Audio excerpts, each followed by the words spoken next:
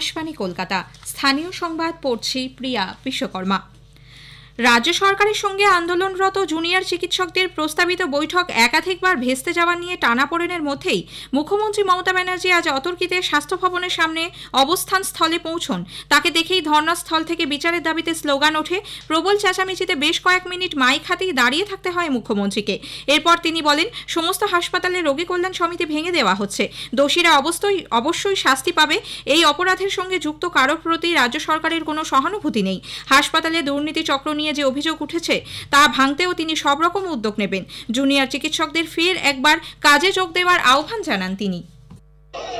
এত ঝড় বৃষ্টির মধ্যে, প্রাকৃতিক দুর্যোগের মধ্যে আপনারা অনেক কষ্ট পেয়েছেন। আর কষ্ট না করে যদি আপনারা কাজে ফিরতে চান, আমি আপনাদের প্রতিশ্রুতি দিচ্ছি, আপনাদের ডিমান্ডগুলো আমি কথা বলে সহানুভূতির সাথে আমি স্টাডি করব, আমি অফিসারদের সাথে কথা বলবো। আমি একা সরকার চালাই না, আমার সাথে একটা chief secretary, home secretary, DG police সবাই আছেন। আমি আপনাদের বলতে চাই, আপনাদের ডিমান্ডগুলো আমি ভাববো, আমি চিন্তা করব। যদি কেউ দোষী হয় তিনি নিশ্চয়ই শাস্তি পাবেন। মুখ্যমন্ত্রী ধর্নাস্থল থেকে বেরিয়ে যাবার পরেই জুনিয়র চিকিৎসকদের পক্ষ থেকে ডাক্তার অনিকেত মাহাতো বলেন, আলোচনার জন্য মুখ্যমন্ত্রী যেখানেই ডাকবেন সেখানেই তারা যেতে প্রস্তুত। তবে আন্দোলনের সঙ্গে কোনোভাবেই তারা আপোষ করবেন না। 5 দফা দাবি নিয়েই আলোচনা চান তারা। আন্দোলনের যে ধারা, যে স্পিরিট, সেই স্পিরিট অনুযায়ী দাবি, সেই স্পিরিট অনুযায়ী চলবে। আমাদের যে 5 দফা দাবি, সেই 5 দফা দাবি নিয়ে আমরা যে কোনো জায়গাতে আলোচনায় বসতে চাই। আলোচনায় বসা নিয়ে আমাদের মধ্যে কোনো দ্বিমত নেই।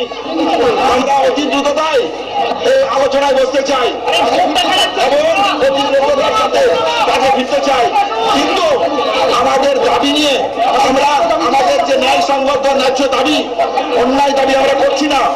তাহলে এই দাবি নিয়ে মাননীয় মুখ্যমন্ত্রীর কাছে আমরা এক্ষুনি আলোচনায় বসতে চাই। আমাদের দিক থেকে 5 দফা দাবি নিয়ে আমরা কোন রকমের কোন সমঝোতায় যেতে রাজি নয়। স্বাস্থ্য ভবনের সামনে জুনিয়র চিকিৎসকদের অবস্থান স্থলে হামলার ছকের ভাইরাল অডিও ক্লিপ নিয়ে তোলপাড়ের মধ্যেই আরও একজনকে গ্রেপ্তার করেছে পুলিশ। ধৃত ডিওয়াইএফআই নেতা কলতান দাশগুপ্তকে গতকাল গভীর রাতে আটক করা হয়। হামলার ছক কষার অভিযোগে জিজ্ঞাসাবাদের পর গ্রেপ্তার করা হয় তাকে। এর আগে গতকাল গড়ফা থানা এলাকা থেকে একই অভিযোগে সঞ্জীব দাস ওরফে বুবলাই নামে এক ব্যক্তিকে গ্রেপ্তার করে পুলিশ। উল্লেখ্য, তৃণমূল কংগ্রেস নেতা কুণাল ঘোষ এই অডিও ক্লিপটি প্রকাশ্যে আনেন। কলতানের গ্রেপ্তারির পরে বিধাননগর পুলিশ কমিশনারেটের তরফে আজ সকালে সাংবাদিক বৈঠক করে জানানো হয়, ভাইরাল ওই অডিওতে দুজনের কথোপকথন শোনা গিয়েছে। অডিওর সত্যতা নিয়ে কোনো সংশয় নেই। এদিকে সিপিআইএম এর কেন্দ্রীয় কমিটির সদস্য সুজন চক্রবর্তী কলতান দাশগুপ্তের গ্রেপ্তারিকে গভীর রাজনৈতিক ষড়যন্ত্র বলে মন্তব্য করেছেন। গলার স্বর কৃত্রিম বুদ্ধিমত্তার মাধ্যমে করা হয়েছে বলে অভিযোগ করেন তিনি। গলার আওয়াজের ফরেনসিক পরীক্ষা হয়েছে কিনা তা নিয়েও প্রশ্ন তোলেন সুজন। অডিও ক্লিপের সত্যতা সম্পর্কে নিশ্চিত পুলিশ। ফরেনসিক হয়েছে, 24 ঘন্টার মধ্যে হয়ে গেল, নিশ্চিত হয়ে গেলেন। তাহলে নিশ্চিত এই কথাটা বলানোর জন্য পুলিশকে দিয়ে প্রেস মিট করানো হলো। Is a well planned, hatched conspiracy যাতে পুলিশে যুক্ত। যারা কাকুর ভয়েস রেকর্ড 1 বছর হলো নিশ্চিত হতে পারে না, তারা 24 ঘন্টার মধ্যে একেবারে অডিও ক্লিপ ভয়েস নিশ্চিত হয়ে গেল, ষড়যন্ত্র ধরা পড়ে গেল। আরজিকর মেডিকেল কলেজ হাসপাতালে পিজিটি চিকিৎসকের ধর্ষণ ও খুনের ঘটনায় রাজ্য জুড়ে জুনিয়র চিকিৎসকদের প্রতিবাদ আন্দোলন অব্যাহত। এর মধ্যেই মালদা মেডিকেল কলেজ হাসপাতালে প্রতিবাদ স্থলে শুরু হয়েছে অভয়া ক্লাসরুম। হাসপাতালের ট্রমা কেয়ার বিভাগের সামনে জুনিয়র এবং সিনিয়র চিকিৎসকরা ডাক্তারি পড়ুয়াদের ক্লাস নিচ্ছেন। পাশাপাশি চলছে অভয়া ক্লিনিকও। আরজিকর কাণ্ডের প্রতিবাদে মালদা শহরে আজ ভোররাতে রাস্তায় নামেন মহিলারা। শহরের রাজপথ জুড়ে মিছিল করেন তারা। ঢাকঢোল বাজিয়ে প্রতিবাদী উৎসবের মধ্যে দিয়ে ন্যায় বিচার ও দোষীদের উপযুক্ত শাস্তির দাবিতে সোচ্চার হন তারা। আজ করম পুজো। নানা আচার অনুষ্ঠানের মধ্যে দিয়ে ভাদ্র মাসের শুক্লা একাদশী তিথিতে এই করম উৎসব পালিত হয়ে থাকে। এই উপলক্ষে রাজ্য সরকার আজ পূর্ণ দিবস ছুটি ঘোষণা করেছে। বাংলাদেশ উপকূলে অবস্থিত নিম্নচাপটি পশ্চিম উত্তর পশ্চিম দিকে অগ্রসর হয়ে গভীর নিম্নচাপে পরিণত হয়েছে।